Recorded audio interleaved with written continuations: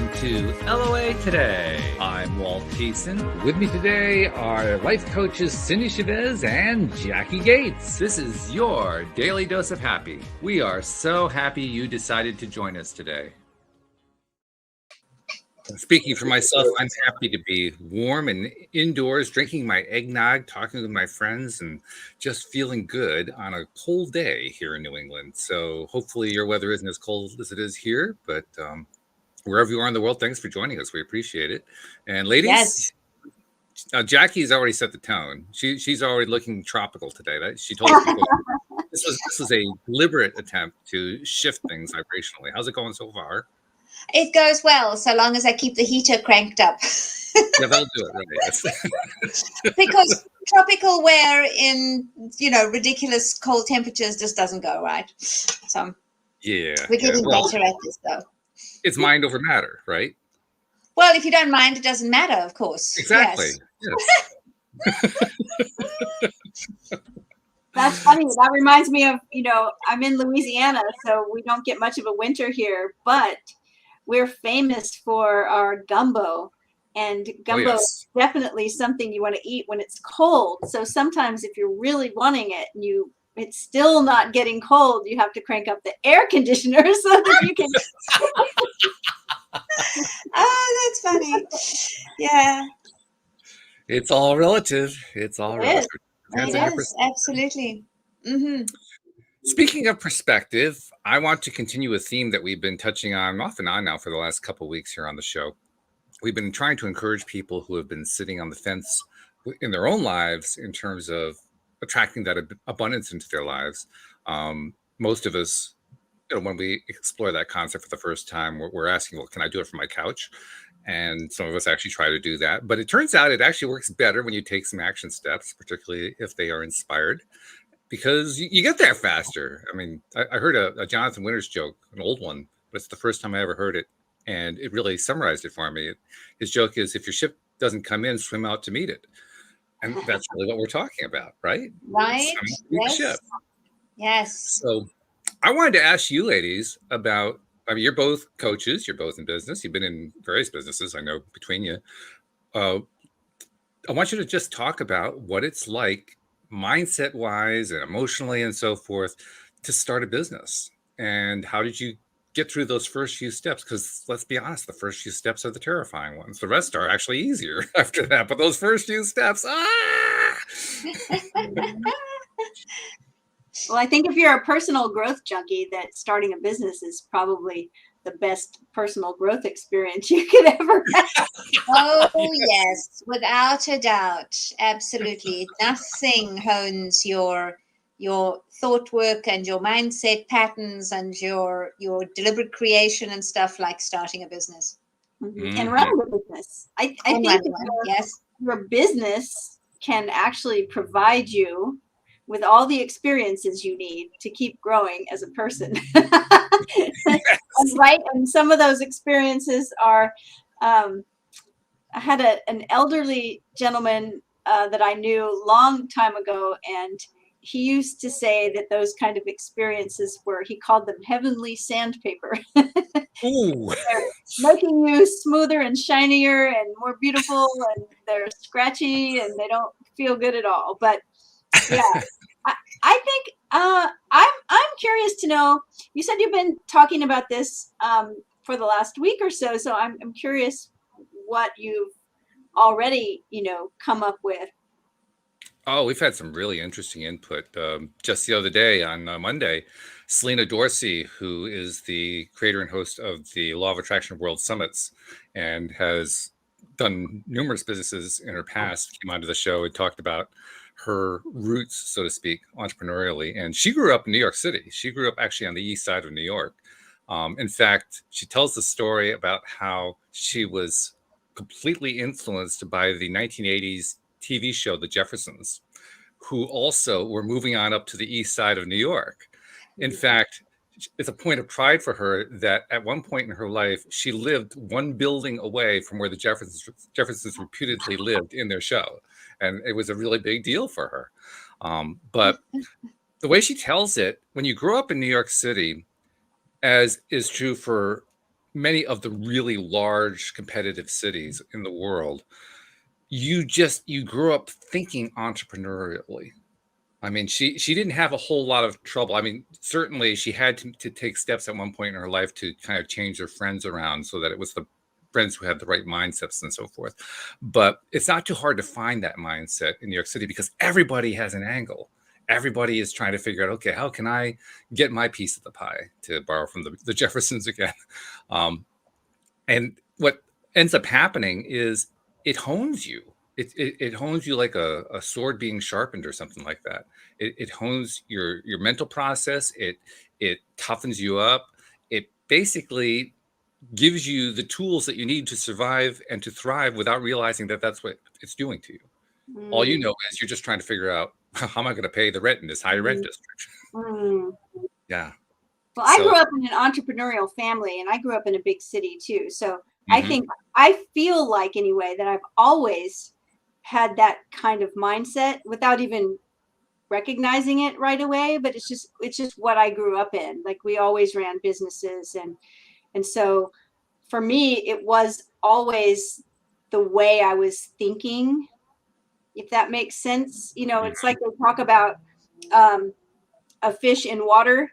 It was like natural for me to just decide to open. I mean, I've owned my own businesses and worked for other businesses, but I owned my first business when I think I was 18. So I've, you know, that's felt, it wasn't terrifying for me. And I think that's why, is because I just grew up in a family that ran a business and it was just sort of what you did. Okay. And my parents, my father and his siblings, they were all very successful in businesses. And I don't know about the siblings, but I know that my dad had a 10th grade education. He was brilliantly smart and he pioneered a lot of really technical things in his industry, but he dropped out of high school in the 10th grade. Mm.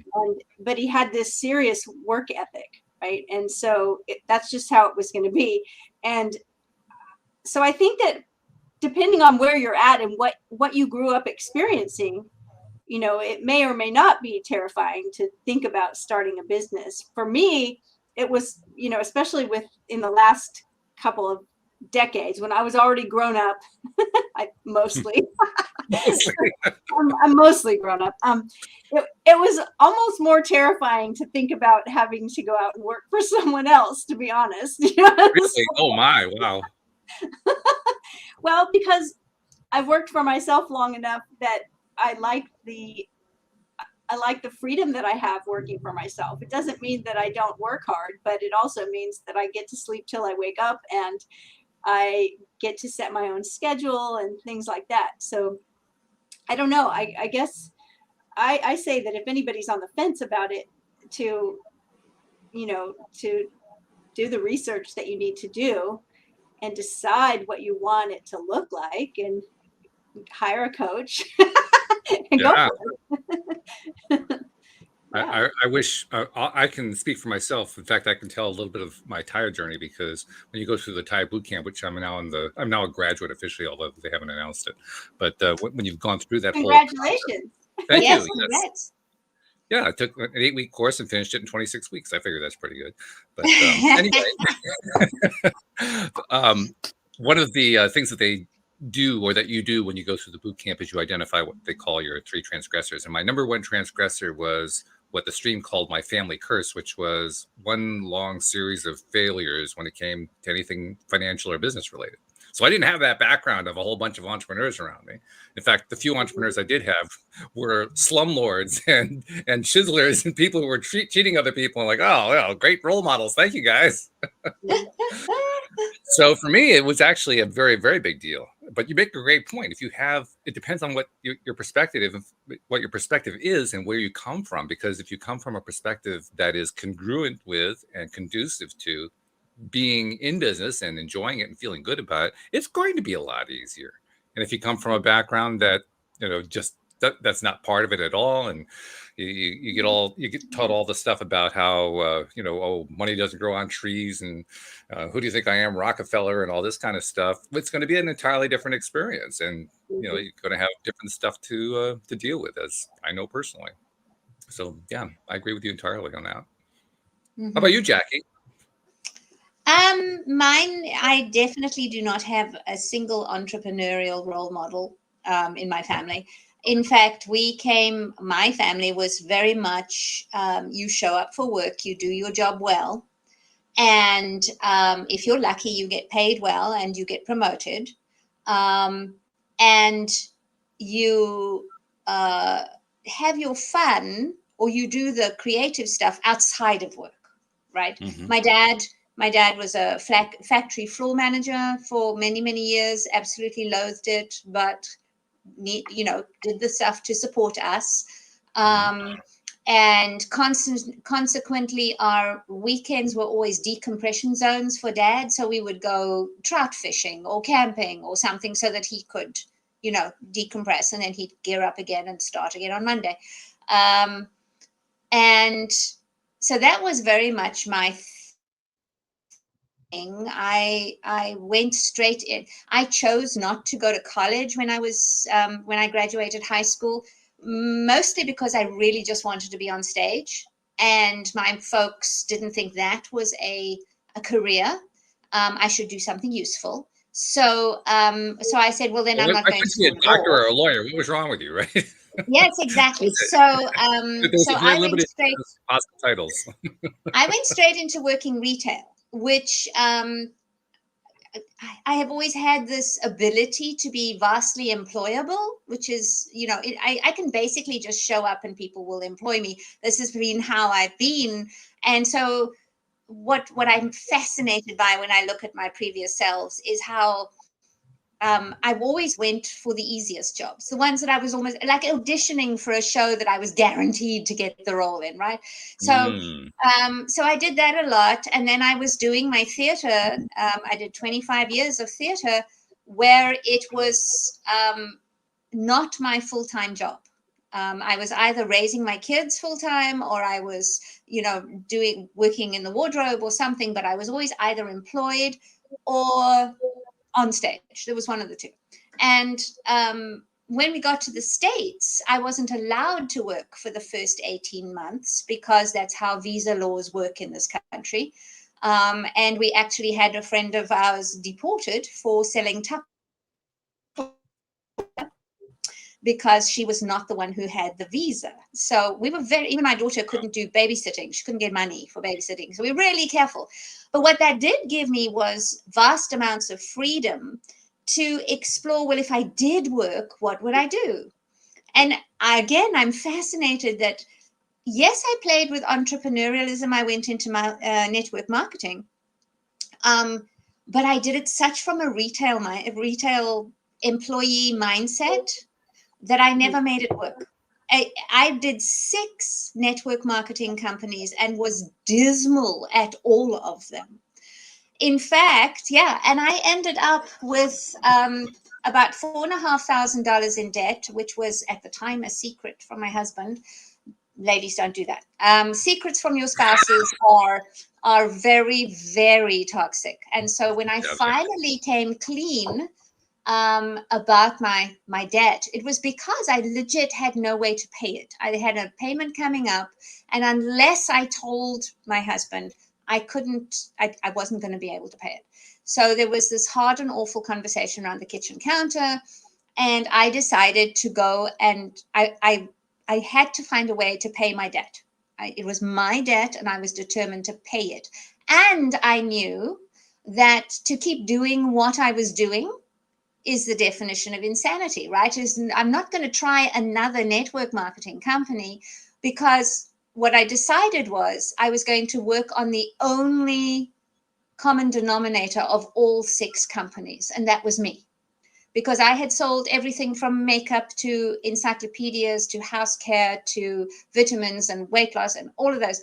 Didn't matter what I was selling, it was still me. And so being the chronic oversharer that I am, I made a video and put it on Facebook and I called it the Great Quitting. And I said to everybody that knew me, this is what I'm doing. I'm quitting everything so that I can find out who I am underneath all of this. And it was surreal because in doing the thing that I thought I absolutely couldn't do, from a business success point of view, it looked like I was shooting myself in the foot. It turned out to be amazing because I had several hundred comments within the first hour or so from wildly successful people, and then also from people who really resonated with my story, all telling me not to quit, which was kind of funny, but I still did. And then and it was just such an interesting thing. I got 3,000 friend requests in 24 hours on Facebook, which was amazing. So I obviously hit a nerve. And then the next day, I decided I was going to clear the stage because I knew enough about myself and theater to go, I cannot be surrounded by the residue, the physical stuff that kept telling me what a failure I was. And that was the piles of brochures, the sample boxes, the calling cards, all the stuff that you buy in a solution to be when you don't know what to be, right? So, and I had this old idea that you bought the accoutrements of success in order to be successful. You can, but you have to do it deliberately. And I wasn't. I was buying it to fill a gap. And so the following day, I just put my camera on and I said, I'm going to clear my office. And I ended up in tears because there was just so much shame and so much failure embedded in all these things. But it was also an enormous catharsis. And thousands of people watched that video. And it was the start of what I call nesting, because I had to get real about who I was. And then because I was raised to be an employee, I went to work at Starbucks. And because that was the easiest way that I could find to earn enough money to pay the minimum on my credit card debt. And I remember sitting down, I've still got the spreadsheet, working at $8 an hour meant I got $5.50 an hour out. How many hours do I need to work to pay off $4,500? And I sat with that, and I just let it be. I stopped trying to make it what it wasn't. I stopped arguing with reality. I stopped trying to be something that I wasn't yet. And I just was me in that moment. And then I got, okay, so what would feel good about this? What would feel good was enjoying my life and working enough hours to pay double the minimum payment, and then triple, and all the time I was sharing this. I was simply just going on Facebook and doing lives, just doing videos. And slowly but surely people started, more and more people started following me. And then about 6 months in or so, and this is just me being me, right? This is just me being, and I know this now, I was being the contribution that I am, not making myself contribute to the world. I believe that we are the contribution we're here to make. And so that's what was happening. But I still worked retail. And then I became the goddess of lattes, and I was playing with all this theater stuff. And then I upgraded to a more glamorous retail job. I went to work for Victoria's Secret, much prettier, okay, right? And much more glamorous, nonetheless, still retail. And it wasn't until we moved house, we did a whole lot of, my LOA story is fairly, when I found The Secret, I was working at Barnes & Noble, and we changed our lives within 6 months or so. And, but I still hadn't shifted that retail mindset. So I went back to retail. And then one day I realized I don't need to do this to get what I want. I can change how I collaborate with the abundance of the planet to get more of what I want by not having to stand on my feet for 8 hours, right? And I started thinking what that might look like. And within a few weeks of contemplating how I might make money, but not be in retail, and I was still a full-time mom at that point, so I had to say I'm still chauffeuring the kids and I have to run the house and all those kind of things. So it wasn't like I could just go off and do something else. I had to navigate these different roles. But I got a message from a lady in Australia who said, I've watched every video you've made. I've read every blog post. Please coach me to walk your path. Oh my. And it was like, wait, what? So I got on the phone with the only coach person I knew, because I didn't know coaching was a thing. Well, I did, but I'd more been like a mentoring business person. I didn't know life coaching was a thing. Never mind just coaching her on my path, my journey is like, what? Oh, so I phoned her and I said, okay, what do I do? She says, well, first you say yes, and then you work out the details. So I did. I said, yes, that's fine. Let's get on. And I got onto a call with her, and she said, I don't know what you charge, but I can only really afford this. And I said, that's fine. And in the meantime, I'm going, it's 4 times my retail salary. I was just like, but that's what happened. And I didn't advertise for any further clients. I just started to acclimate with this idea that I was what she needed. Not that I had to teach her anything, but that I could basically be a director, in inverted commas, so that I can see how she's becoming what she wants to be, just the way I became what I wanted to be. And that was how I started. And I still had to navigate and be coached on. I had to hire a coach to untangle the retail mindset, the dollars for hours thing. Because that for me, and the risk of being an entrepreneur, Sure. because it's hella risky. And so it's, of course, it's that investment in who you are. You are what you're bringing to the table. You're not selling a product necessarily. We aren't. As coaches, we are selling ourselves and our skills and our experience and whatnot. But sometimes you have a product and you need to still be the purveyor of that product. People still want to know about a human.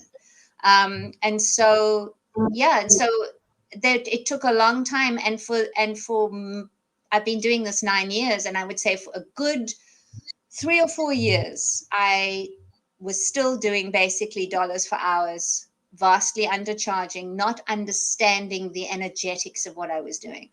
And now I have coaches as my clients, and I can see where their retail mindset gets caught up. And I can see, and I coach retail people. I've worked with many people who are in a retail job who want something else. It may be a move into management. It may be move into corporate. It may be develop a side gig. But there is a particular identity when your abundance only comes from one particular avenue, and that avenue is not entirely under your control. And so this is the difference that we have to navigate between doing something for ourselves and by ourselves and be paid for by ourselves, versus really excelling in a job at which we can receive money for something we do for somebody else in, somebody else's business. And I think with the way the world is going, the blend of those things is getting more and more vague. We show up on a webinar, and Zoom gets paid, and PayPal gets paid, and all these people that are supporting what actually looks like a one-woman show in my case, but it's not. There's a vast support system that hasn't always been there. The internet, for one thing, right? So this is where I say when we're looking at starting a business now in 2021, 22, very different mindset, very different strategy and perspective compared to even 2019. Never mind 2009 when I started. So, so that's my story, a non-entrepreneurial person who turned out to be an entrepreneur. And, you know, it's always a case of identity for me. If you see yourself as a business owner or you see yourself as the CEO, it's very different to, oh, I have this gig on the side, right? And so who do you see yourself as is, for me, the key part of starting and continuing a business. Because you can start it simply because you love doing what you're doing, which is what I was doing, and then suddenly realize that people want to pay you for that, and then that brings up all sorts of drama and old stories and things, and you need to navigate through. So get yourself a coach, really important, and then you just keep tapping back into, who do I want to be? Who do I want to show up as? Because that will govern everything. You know, something you just said, I want to comment on, and that's the side gig, you know, like how you see yourself, the identity.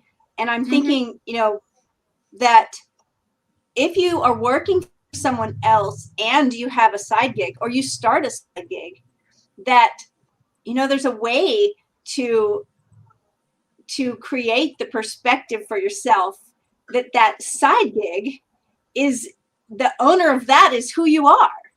And that this you're working is your way of putting yourself, of finding a way to support yourself as you grow this thing over here, right? So it's like, you know, one person could have this thing, well, I actually am an employee of so-and-so, or I work for this company and I have this little side gig over here. Someone doing the exact same thing could decide to take the perspective of, I'm the owner of this company, and as it grows, I'm supporting it by doing this work over here. Oh, right? God, yes. I did the same. Yeah. I used to say, people say, what do you do? And I would say, well, firstly, I'm a full-time domestic goddess, because Cindy and I know, we get on this all the time. Being a homemaker is a full-time job. Do not think that you only have one job if you're looking after your house and children as well. So I would say I'm a domestic goddess, and I am a life coach. And then I used to say, I play at Victoria's Secret 3 or 4 times a week. Or else I would say, I tend to my latte addiction at Starbucks 3 or 4 times a week. Right. And all of that was positioning, and it took time it took a coach to help me to see that, and to go, okay, so which role is first? Which role is the starring role? And what do you want? It's like, okay, so firstly, family, and you know, I want to keep my marriage intact, so this is the first role, and then the others slot in. And I will say, there's a certain amount of privilege in that, when the job that I have to take is not because I have to have the money.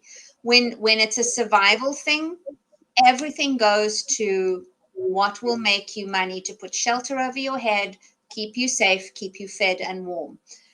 Those are the things. That's who you are. The resourcefulness that you create and build within yourself, that is such a beautiful skill to transfer later. But you have to do Maslow's hierarchy of needs. You cannot, it's far too expensive energetically and financially to not thoroughly look after yourself first and then play with all these different identities. Right. There's some wisdom in that old funny expression when people jokingly say, don't quit your day job. Right. It's like that day job may be the thing. It's actually, if you look at it from the perspective of, it is the thing that's allowing you to do this other thing. It's supporting you to do this other thing, to grow this other thing. You know, it's funny, when my son wanted to learn how to be a sushi chef, he was actually a bar back at a sushi restaurant. And I said, you know, and he told them he wanted to be a sushi chef, and they laughed at him. You know, he's just this kid. He's, you know, a bar back in the bar. He's like, you know, no. And I said, tell him that you know, he was still living at home, college, living at home. I said, tell him that you'll work for free until you can make sushi as well as the head sushi chef. And he did. And then all of a sudden they paid attention. Like, what? Are you serious? So he worked for money as a barback and also worked for free for them, learning how to make. He would come home with giant bags of cucumbers and just peel and slice until he could do the little, fine things that they were doing. And one day he was just, kind of had enough, and he felt like he was being taken advantage of, maybe, he's having one of those days, right? And he came home and he said, I said, all this working for free and they blah, blah, blah. And I said, whoa. You're not working for free. You're getting a free education. Mm-hmm. And, and now he's a 5-star sushi chef and has worked at, restaurants that were going for Michelin star kind of thing. So, but what was he still doing? He was still working the barback job. But if you would have asked him what he was, what he did, he would say, I'm a sushi chef, or I'm learning to be a sushi chef. And the barback job was just making him some money so he could survive. Right. And so it's that perspective thing, if you just hang with it, but always there's a lot of, especially in the coaching world, and I'm sure in some other worlds as well, especially coaching, network marketing. I've been there too. So I can think of a few different things where it's real easy to be very pumped up by, motivational speakers and successful people. And inside yourself that you have that potential and maybe even some of that skill, or at least that fire. And so then you decide, well, I'm just going to chuck all this over here and I'm going to go do that. And it doesn't have to be that either or, because sometimes it's wise not to quit your day job. But like Jackie said, you've got to take care of yourself first, and putting yourself in a position where you have no clients and you also now don't have a job, but you're fired up to do this thing. It's not always, the thing that's going to be the easiest. Now, I mean, people do it, and people do it, but yes, but it's but we don't think that that's a metric of success. It's totally fine to take a safer route in the starting of a business. Yeah, there's no shame in making money how you've made money while you do another thing, right? Yeah, exactly. And and that perspective helps hugely when how you see yourself. And I was talking to a client this morning about this. I made a video once. I was doing a 30-day challenge of a YouTube video every day. And I got home from, I think, about a 6 or a 7-hour shift at Starbucks. And I was still in my black pants and white shirt. And I sat down and I was trying to speak in a way that I thought would be helpful. And I just couldn't. And so I went off and I got changed. And I got as theatrical as I possibly could. And then I plunked myself back down in the seat and bam, there it was, right? And so I did the video about this. I had to take myself out of that persona and into who I really am and how I really am, so that I could show up as I really am. And Walt has disappeared.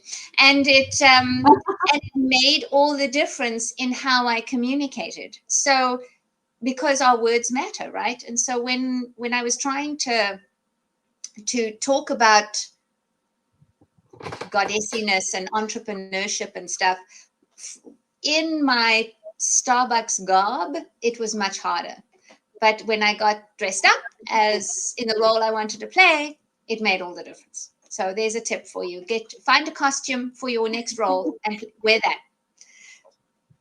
We've talked about this a lot. I started doing that a few years ago, and it just made such a big difference. Like almost every year. Yeah, I decide on what I want to do that year and what goals I want to have and how, and then I kind of create a role for myself that includes costume. And it's like, how do I and nail polish on for you, it's all about the nails. It's like, I remember getting a text from you saying, I'm doing this new thing. Now I have to find another nail polish. And it was like, of course you do. Nail polish, lipstick, the jewelry, like how does this perfume, which no one else can see, right? But it's like, it's very important. Yeah. Yep. And that way you can show up for it. Yes, absolutely. It's all about the outsides that help support the insides, right? Because it's so much easier to, like, for example, it's much easier to be an Elizabethan woman when you are dressed as an Elizabethan woman, right? When we did Shakespeare, I always used to be so, it always used to amuse me that these young ladies would go, and they were always younger than me, would go from jeans and a t-shirt and sneakers and being able to stride about the stage, right?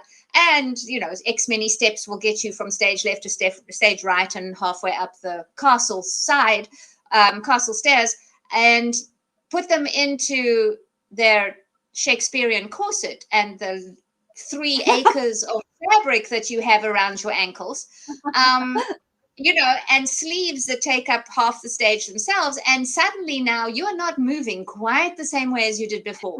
And now you are an Elizabethan woman, right? And so it's such an interesting thing to be able to play with as the CEO of this new thing that I'm building.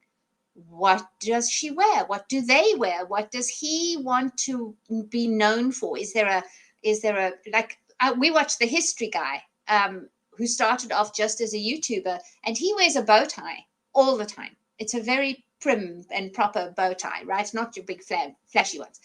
And so now it's even part of his logo, the little bow tie. But it was just one of the things that he wore, just to kind of make himself stand out a little. But his work is so amazing that now it's just become an add-on. But initially, it was like what he was known for. And so it's a delicious thing to play with and immensely powerful. Well, you know, you're talking about, in thinking about that, and something you said earlier, or Walt said, we were talking about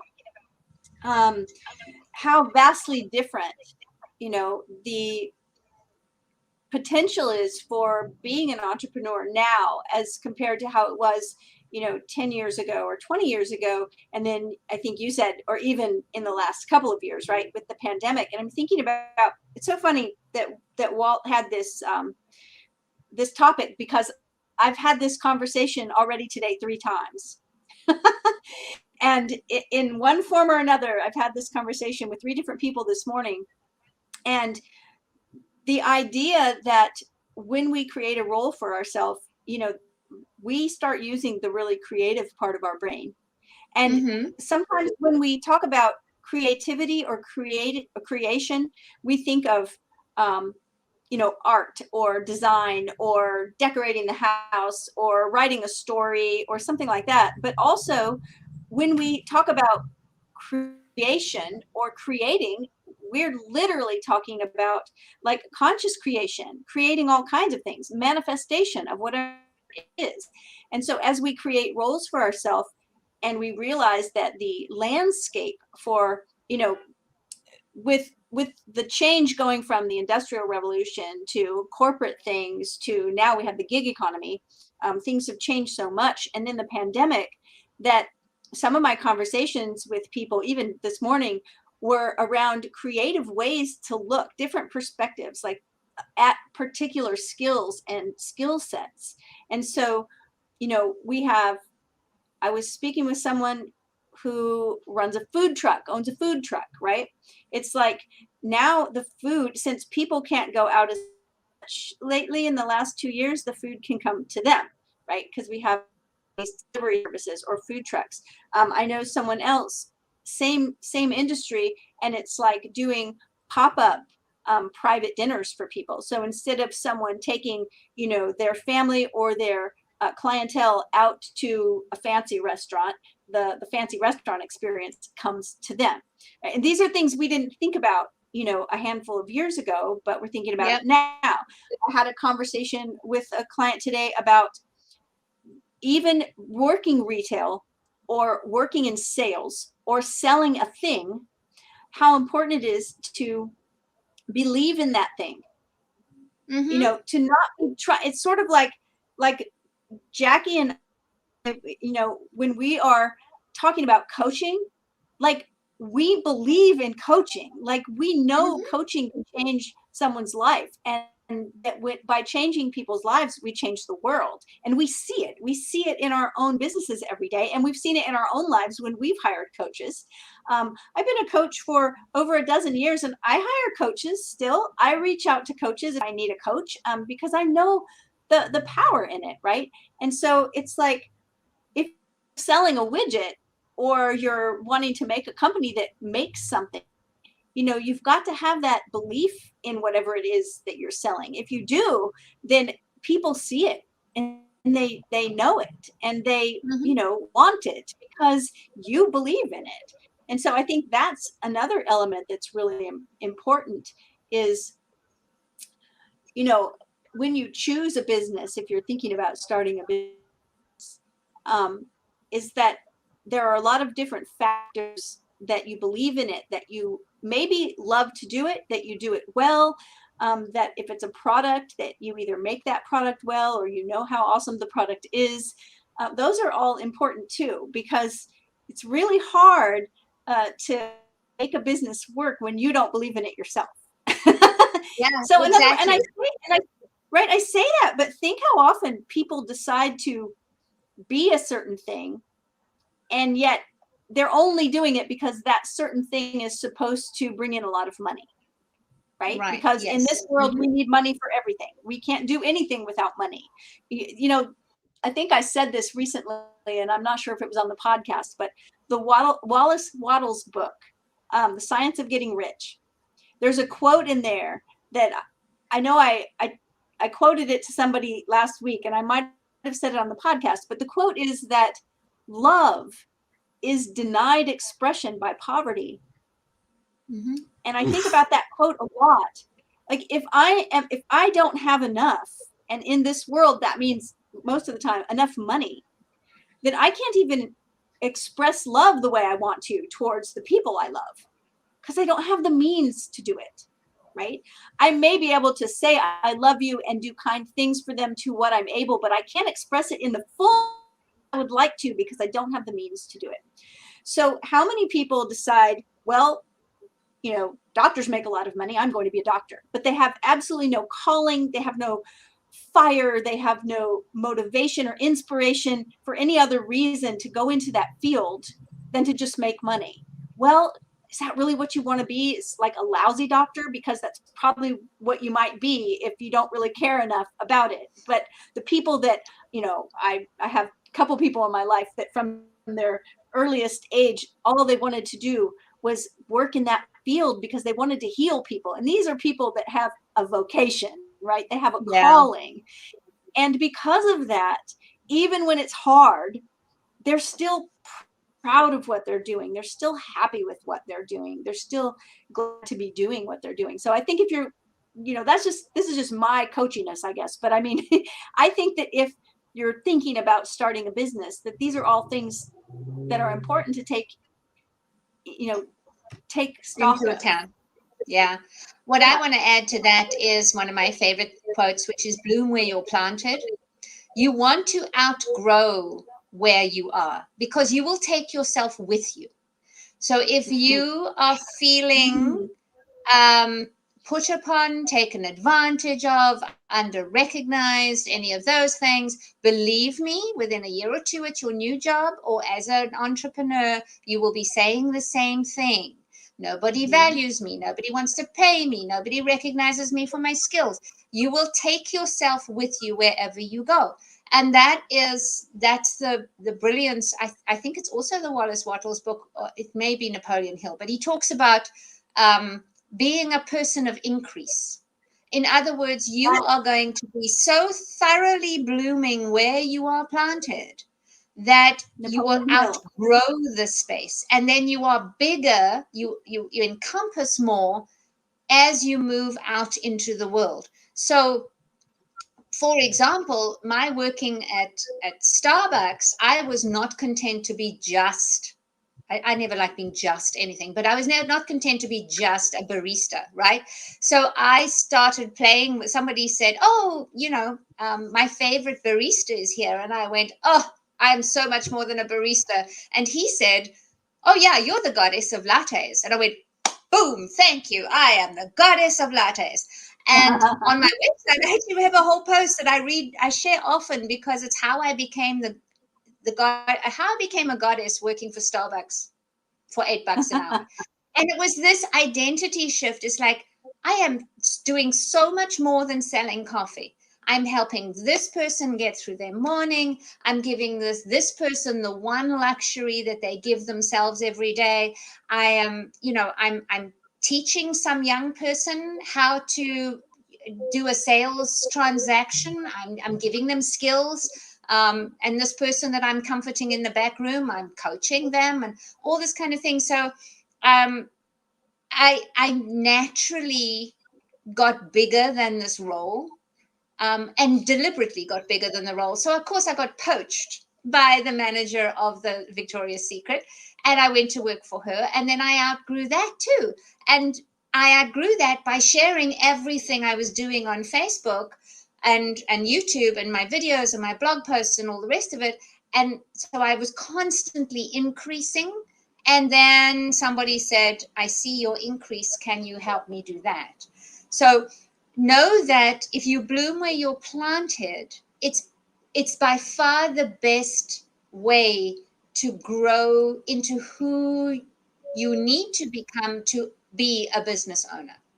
So there's a lot of layers here, and there's a lot of thought work that goes into it, but it becomes this knowing that who you be when you start your business is as important as what you do when you start your business. Yes, and absolutely. you will take yourself with you no matter what.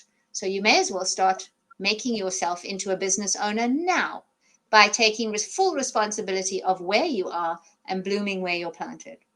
Love it. Excellent. Oof. Well said. Yes. Absolutely beautiful. Thank I you. love There's a line for autographs later on the left. I have to go back to something really early in the conversation that you said that you actually kind of tied together right there, Jackie. And Cindy was actually feeding into it also. And it's the idea that each step of the way, what we're really doing is becoming our authentic selves. Mm-hmm. That's my way of expressing it. I kind of reflect back on my early failures. And interesting, here's a little side note before I even get to my point. Will Smith, I found a great quote from Will Smith. He talked about how he gets frustrated by people who are afraid of failure, saying that failure is your best teacher. You learn all the best lessons, you do all the best growing through failure and so forth. And it's true. I mean, and literally there's no such thing as a successful person, who didn't go through failures. That's how they got to be successful. You don't get to success first shot. You have to go through the failures in order to get to the success.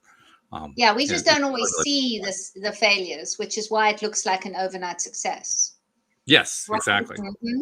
Yeah, how many overnight successes take 45 years? Yes, please.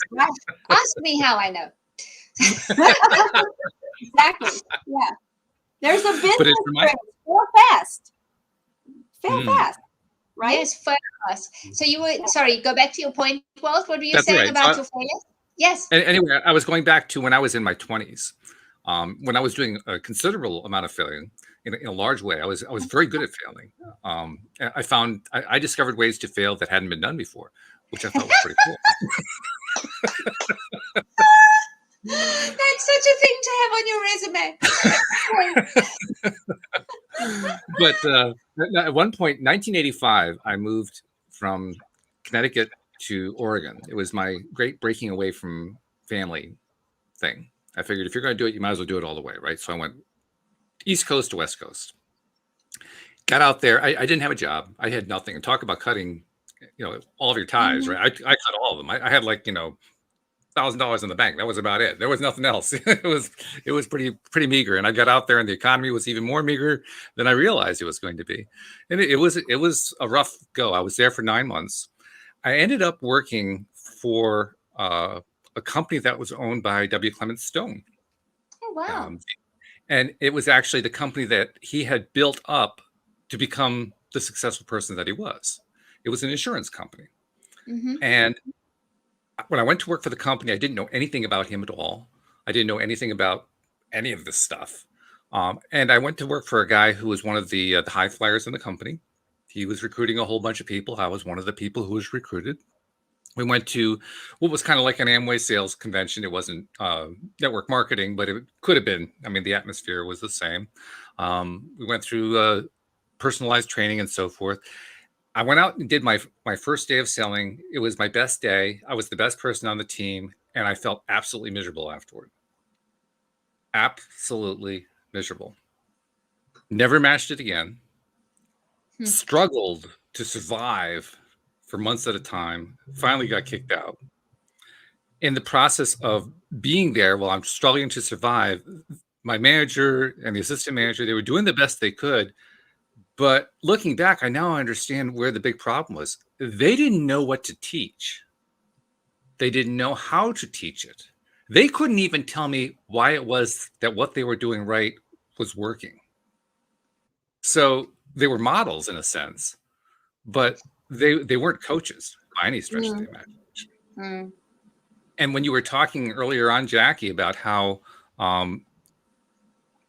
don't remember exactly what the line is that you were pursuing, but the basic idea was you were realizing that you had to work on yourself first. You realized that you were the core of the problem, and so on and so forth. I didn't realize any of that. I had none of that at all. All I had was this pseudo positive, all on the surface plastic thing that I was trying to navigate and couldn't make any sense out of, for obvious reasons, because it doesn't really work. And I was just confused as could be. So when I think about this topic that I brought up today, that's the person that I think of. I think about who I was then and what I had to go through.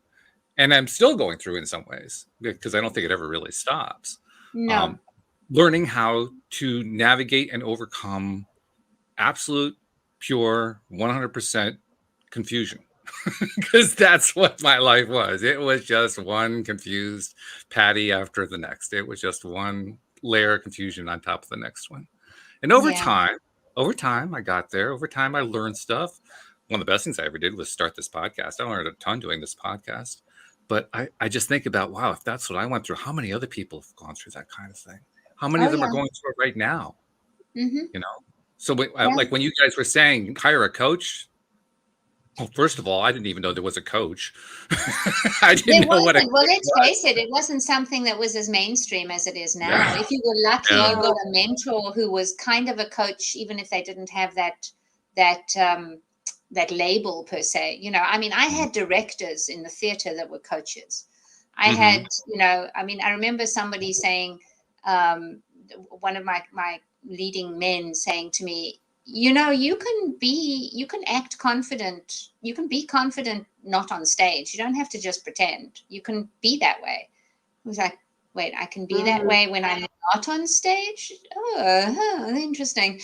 And in his masterclass, RuPaul talked about how he was saying when he's dressed as Glamazon, how confident she is in that case, and how they own the room and everything. And the therapist said, you know, Ru, that confidence and everything is available to you when you're dressed as yourself.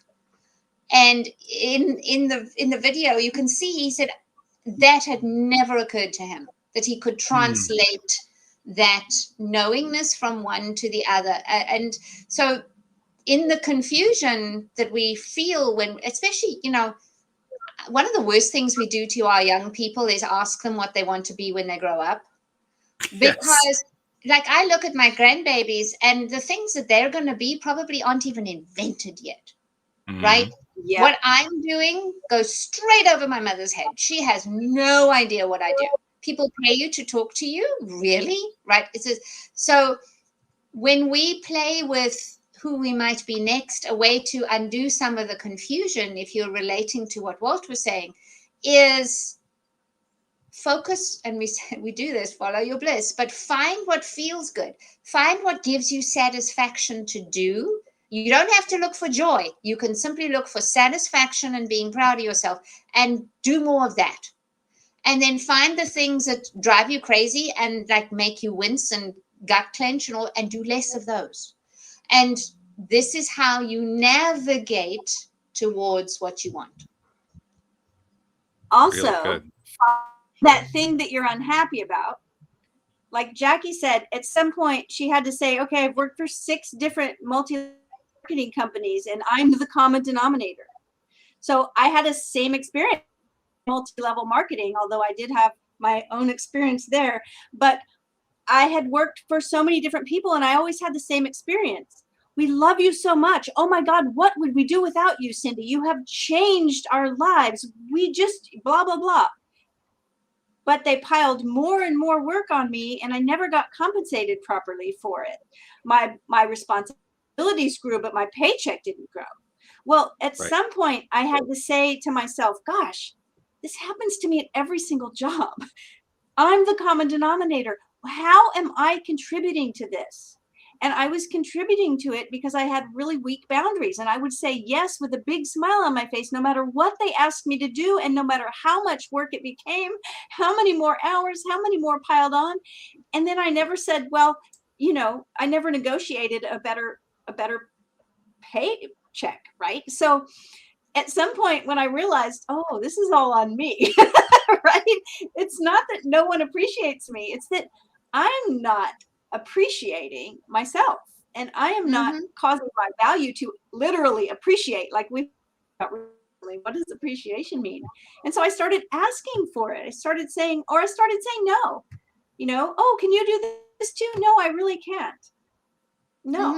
And watch people fall over the first time you do that. Oh my God. Yes, right. So it's called, you know, radical responsibility, which it takes big responsibility to start a business. But that responsibility can start right now with you taking responsibility for everything you experience. And if you don't like what you're experiencing or the treatment that you're getting or the compensation that you're getting or whatever it is, you can take responsibility for that too and stop saying yes when you mean no. Right? And then just, you know, decide what you want and then negotiate that for yourself. And your outsides will always be a reflection of your insides in some way or another. You will be able to see what's happening if you take clear, as unemotional as possible, as objective as possible view of how things, and that's not always easy, which is why we need coaches, right? Because we get we see things as we are, and therefore hiring somebody to help us see what we're not seeing, huge investment in growth, because we can't read the jar label when we're inside the jar, and you don't know what the coding error is when you are the program. So you have to get somebody, and it doesn't have to be a coach. I mean, it would be wise if you had somebody skilled, but this is what the elders did around coffee tables and kitchen tables, and people, and ask somebody who's doing what you want to do. Take them out for coffee and say, how did you get to be this? And take notes. I used to make sure that I would invite whatever leading actor was visiting our theater.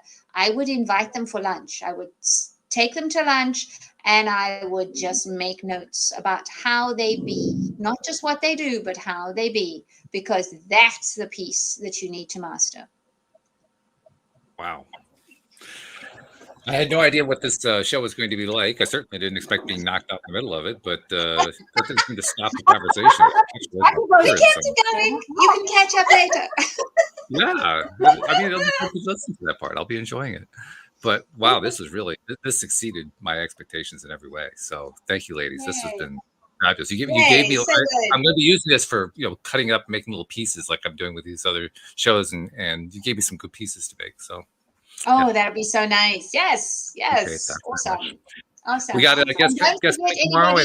Sorry, I was going to say, if anybody listening wants to dive into this further with Cindy or me, then they can get hold of us. By the way, yes. How do they do that? How do they reach you? JacquelineGates.com. I'm Jacqueline at JacquelineGates.com. Send me an email. With me, CindyChavez.com. Cindy at CindyChavez.com. We'd love to talk. Easy peasy. We don't make it hard to talk to us. It's like you make it really, do really it. easy, actually. Yeah. Yes. Yes. I love Do the thing that your future self wants you to. I like that one too. Just a reminder, we got a couple of guests coming up this week. Thursday, Donna Ferguson joining us, also a coach. It's going to be another interesting coach conversation. Friday, Doug Vermeeren, the creator of the 6-Minute Workday. I'm really looking forward to hearing about that one. So Ooh, good stuff coming wow. up. Yes. These are live streamers. But in the meantime, thank you, ladies, very much. Thank you to our podcast listeners everywhere. And we will see you all next time here on LOA Today. Goodbye, everybody.